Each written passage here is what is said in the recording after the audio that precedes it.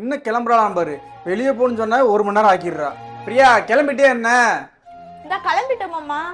என்னடி ட்ரெஸ் போட்டிருக்க நீ? ஏன் மாமா நல்லா தானே இருக்கு. நீ ஏன் சொல்லிக்கிறியா நான் நல்லா இருக்குன்னு? கல்யாணம் பண்ணும்போது என்ன சொல்லி கல்யாணம் பண்ணேன்? இந்த மாதிரி ட்ரெஸ் எல்லாம் போடக்கூடாதுன்னு சொல்லியிருக்கல உன்னைய. இப்போ வந்து போட்டு மினிக்கிட்டு நிக்கிற. ஃப்ரெண்ட்ஸ் எல்லாம் இது போட்டா நல்லா இருக்கும்னாங்க, அதனால தான் மாமா இந்த ட்ரெஸ் போட்டேன். எங்க வீட்டுல செட் ஆகாது. நீ ஒழுங்கா அந்த ட்ரெஸ்ஸை மாத்திட்டு சேலையை கட்டிட்டு வா.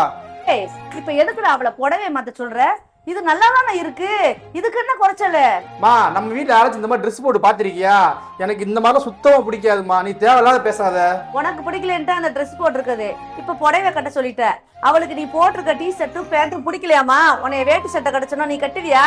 நான் ஏன் கட்டணும்? அதெல்லாம் எனக்கு பிடிக்காது. தெரியுதுல, உனக்கு செட் ஆகலன்றல. அதே மாதிரிதான் அவளுக்கு எது பிடிக்குதோ அதை செஞ்சுட்டு போறா. அதுல என்ன பிரச்சனை உனக்கு? இல்ல நான் அவருக்கு பிடிச்ச மாதிரியே புடவையே கட்டிக்கிறாத்த. ஏப்பா, அவனுக்காக நீ புடவை மாத்தணும்னு சொல்ற? யாருக்காகவும் உன்னோட உரிமையை விட்டு கொடுன்ற அவசியம் இல்ல. நீ இந்த ட்ரெஸ்ஸோடய போ, உன்னை யாரும் எதுவும் சொல்ல மாட்டாங்க. நானும் போற பக்கம்லாம் பார்த்துட்டு தான் இருக்கேன். இதே மாதிரி ட்ரெஸ்ல தான் அழகழகா பிள்ளைங்க வருது. எனக்கே ஆசையா இருந்துச்சு நம்ம மருமகளை போட சொல்லணும்னு. நீ போப்பா.